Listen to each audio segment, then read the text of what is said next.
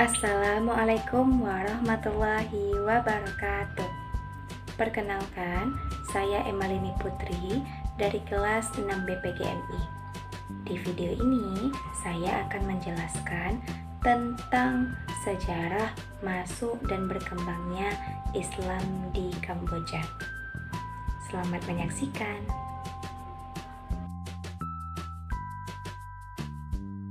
Baiklah, yang pertama kita akan membahas letak geografis Kamboja.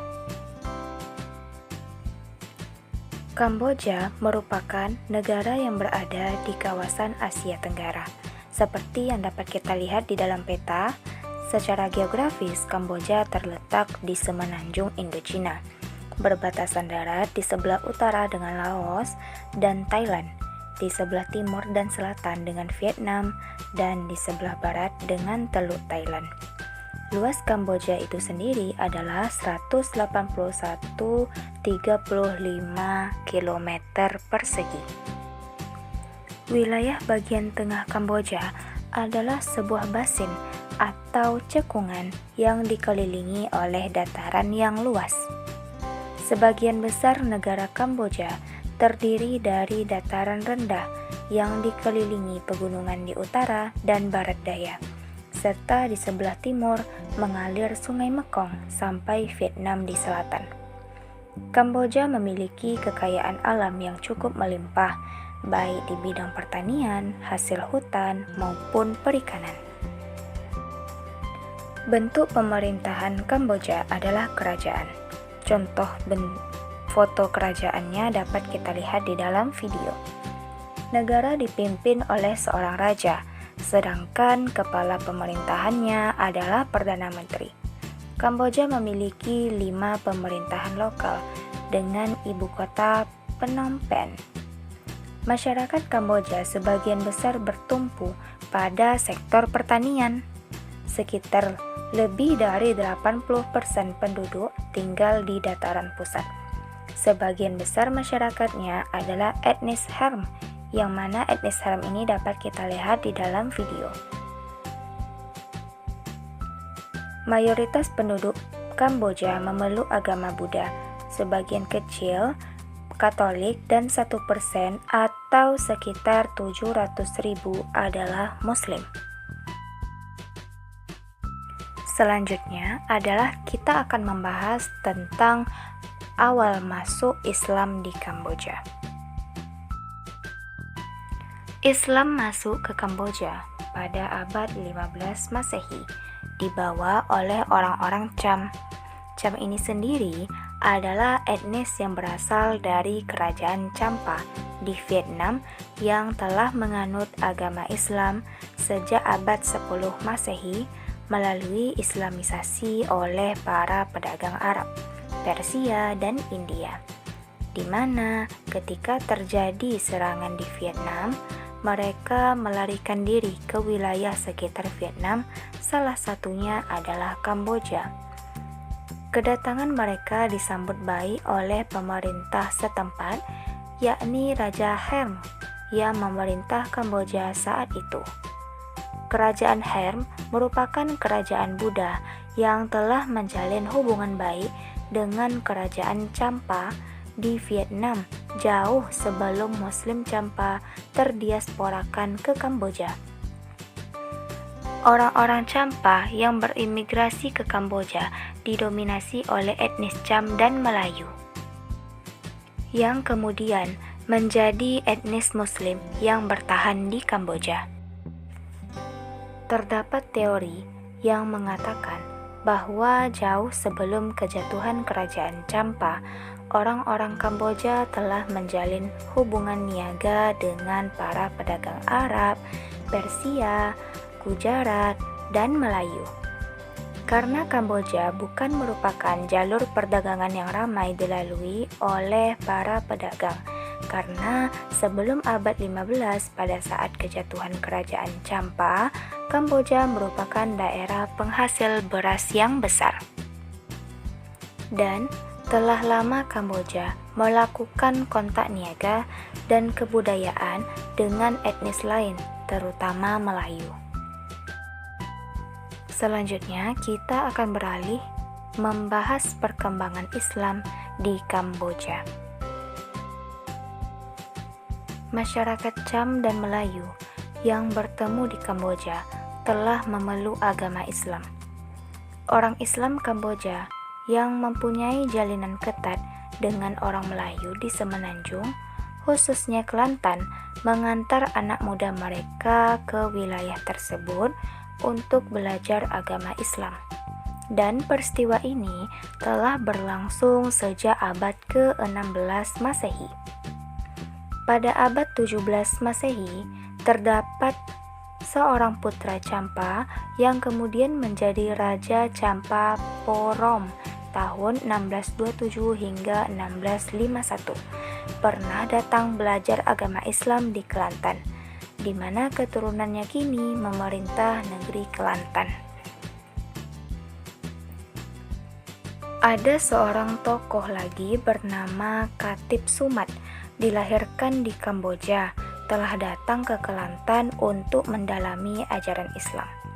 Kemudian, beliau menjadi pemimpin gerakan Islam tahun 1833 hingga 1834 yang berperang dengan pasukan tentara Vietnam untuk menuntut wilayahnya yang baru dimasukkan ke dalam wilayah Vietnam pada tahun 1832.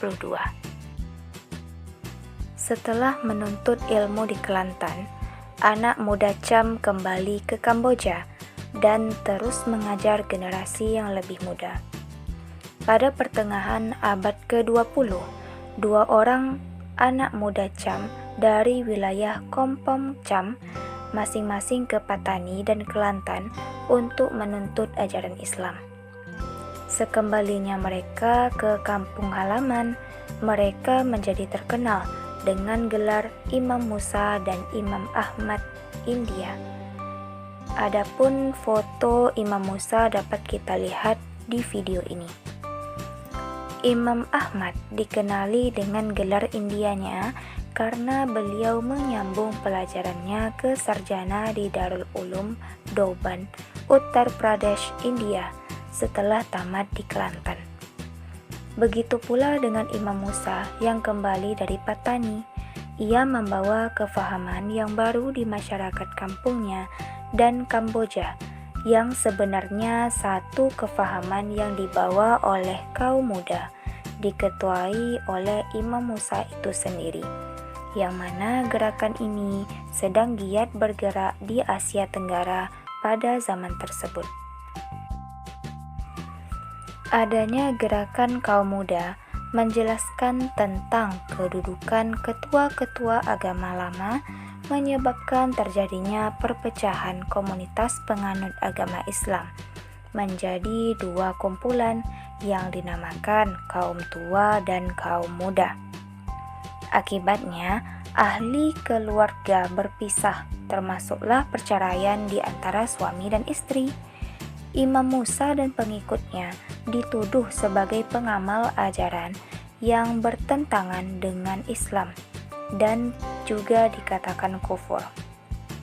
Hal ini bisa terjadi karena satu-satunya ahli masyarakat Islam tidak arif tentang ajaran Islam dan percaya mereka harus patuh kepada ajaran yang mereka ketahui karena akan membawa mereka ke surga, dan menganggap apa saja yang diajarkan selain daripada yang mereka ketahui adalah salah.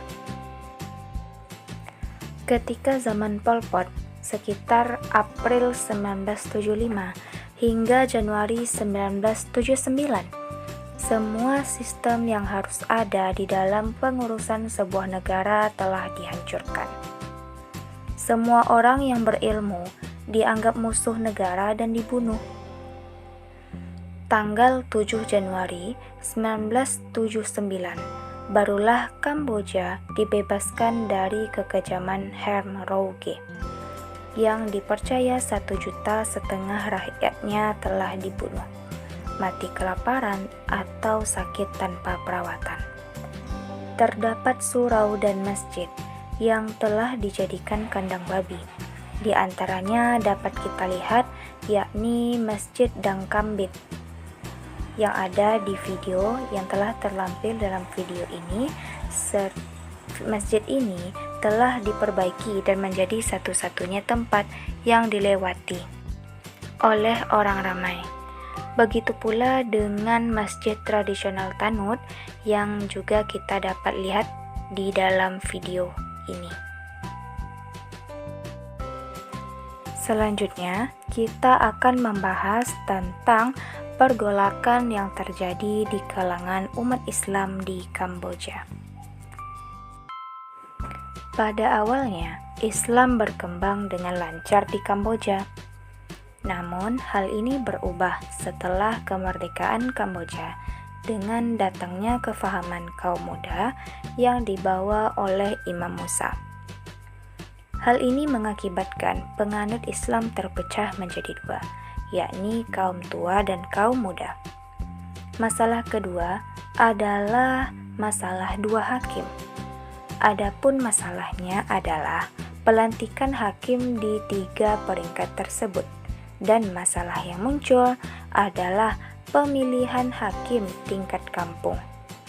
Biasanya, hakim-hakim ini dilantik secara langsung oleh Okna Mufti.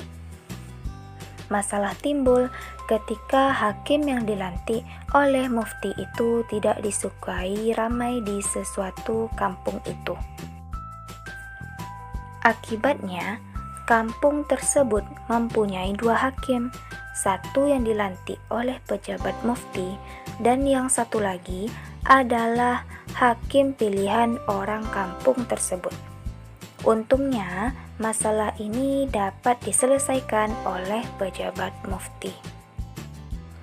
Syarat-syarat untuk menjadi calon hakim telah ditentukan.